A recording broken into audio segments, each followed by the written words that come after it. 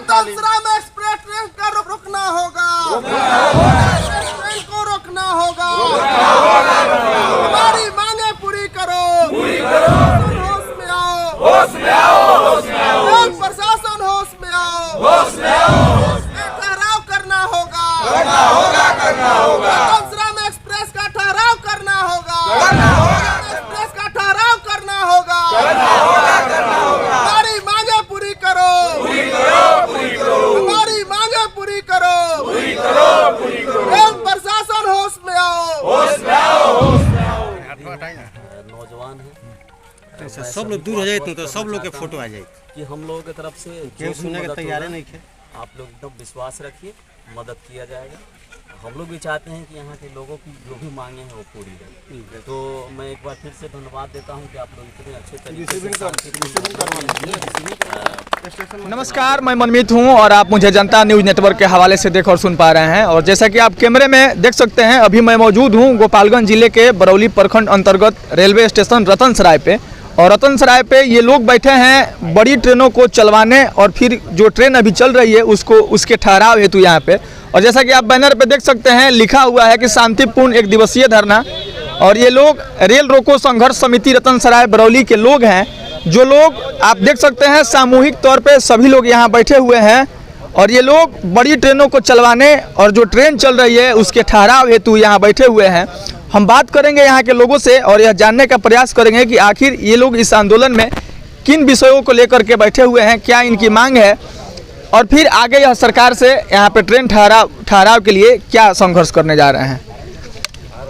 आप लोग धरने पर मैं देख रहा हूँ पिछले कुछ घंटों से बैठे हुए हैं बड़ी ट्रेन के ठहराव के लिए, क्या कुछ कहेंगे इस धरना के बारे में? देखिए, रेल रोको संघर्ष समिति रतन सराय के तत्वाधान में यहाँ धरना हो रहा है और धरना का मुख्य उद्देश्य है रतन सराय स्टेशन पर एक्सप्रेस ट्रेन का ठहराव। जबकि बैकुंठपुर विधानसभा में दिगवा दिगौली में एक्सप्रेस ट्रेन रुकती है, गोपालगंज में रुकती है और बरौली विधानसभा जो है इससे वंचित हो गया है और यहाँ लाखों लोगों को परेशानी होती है।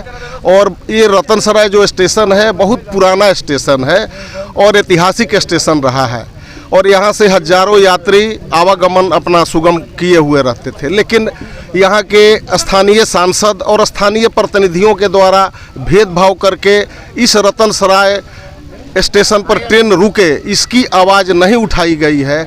इसी के विरोध में यहाँ बरौली क्षेत्र के सभी सम्मानित लोग यहाँ धारणा, सांकेतिक धारणा हम लोग देने बैठे हैं और इसका ज्ञापन हम लोग स्टेशन मास्टर को देंगे। अगर इस पर रेलवे विभाग द्वारा या सांसद महोदय के द्वारा यहाँ एक्सप्रेस ट्रेन का ठहराव नहीं होता है तो निश्चित रूप से बरौली विधानसभा की हजारों हजार की जनता इस रेलवे स्टेशन पर महाधरना का आयोजन करके और सरकार को और यहाँ के स्थानीय सांसद को बाध्य करेगी कि वो यहाँ इस स्टेशन पर ट्रेन को रोकने के लिए अपना अगला कदम उठाएं।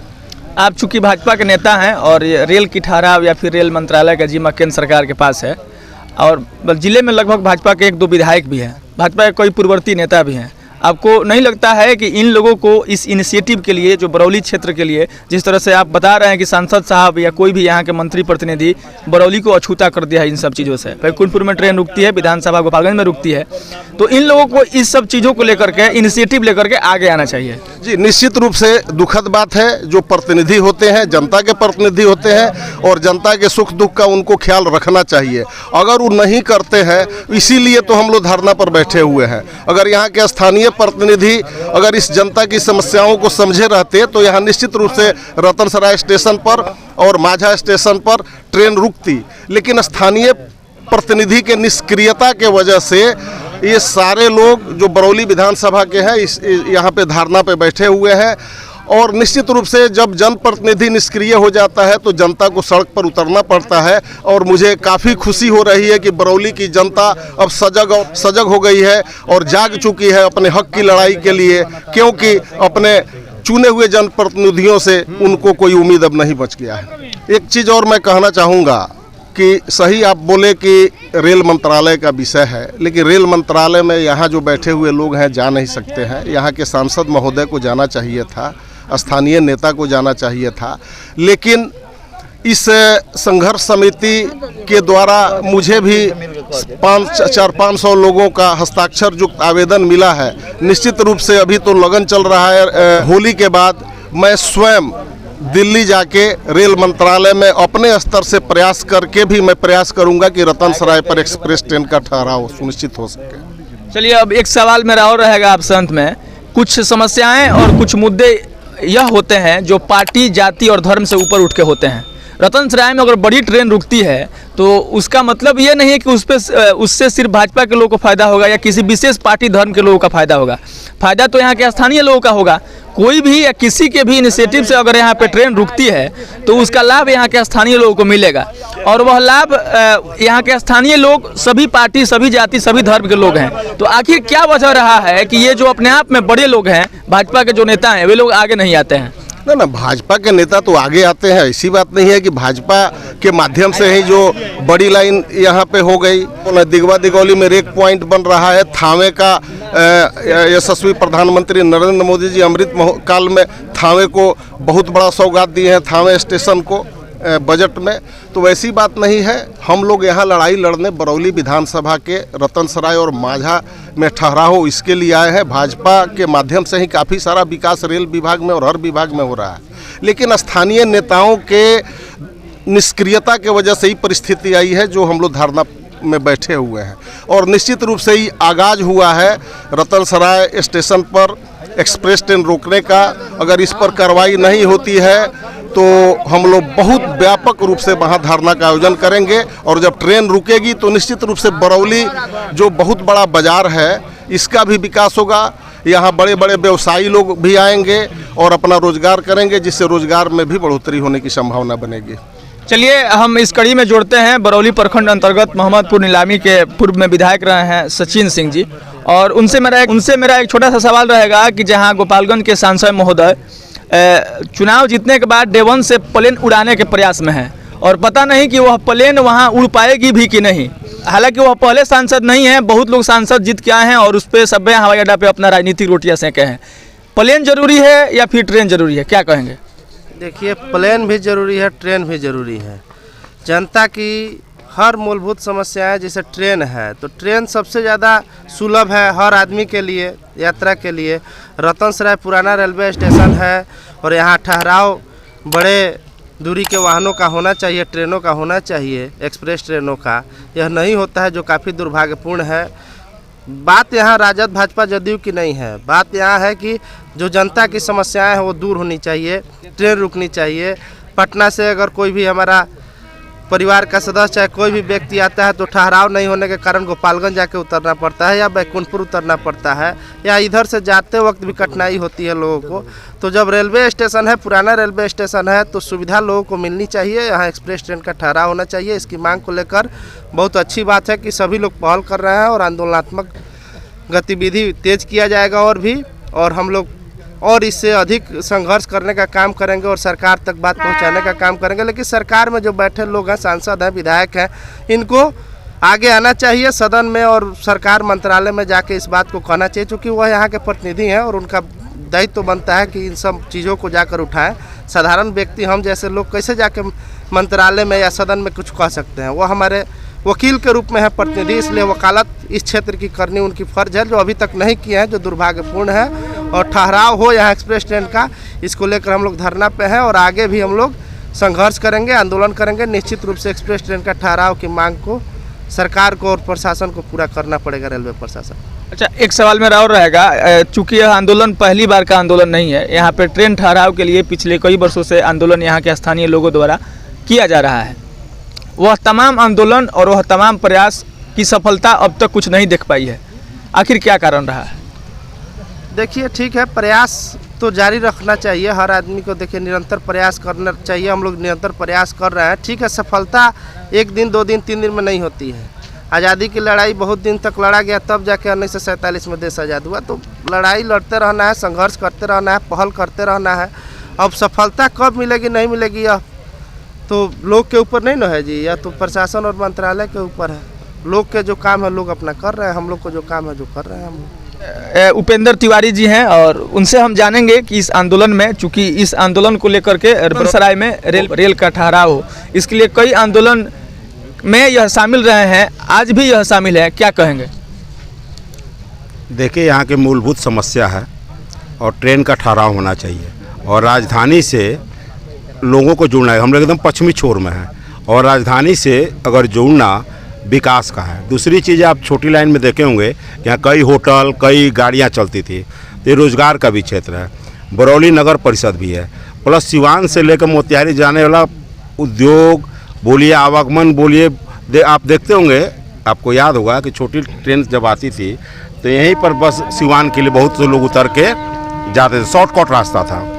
तो ये बरौली विधानसभा में ऐसा क्या हो गया है नेताओं का, और आप जो भाजपा, कांग्रेस, आरजेडी की बात करते हैं, बात वो नहीं है।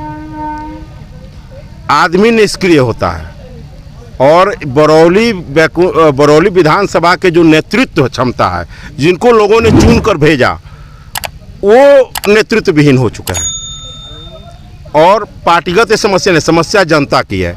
अगर वोट के हिसाब से अगर देखिएगा तो 38% पर भाजपा की सरकार बनी है, 62% नेगेटिव है। तो सवाल है कि जो भी संविधान में है, सवाल भाजपा के नहीं, मूलभूत समस्याओं को हम लोगों को मिलना चाहिए या नहीं मिलना चाहिए, और ये संघर्ष चलेगा। ये मत समझिए कि रिजल्ट मिले या ना मिले, और नहीं तो होगा तो बटन से चलेगा।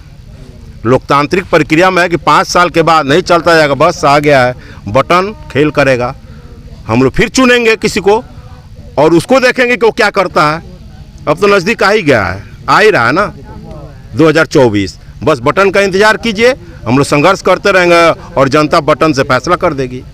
इस वीडियो के अंत में अरविंद पांडे जी हैं, बरौली नगर परिषद के चेयरमैन के प्रत्याशी रहे हैं पूर्व में।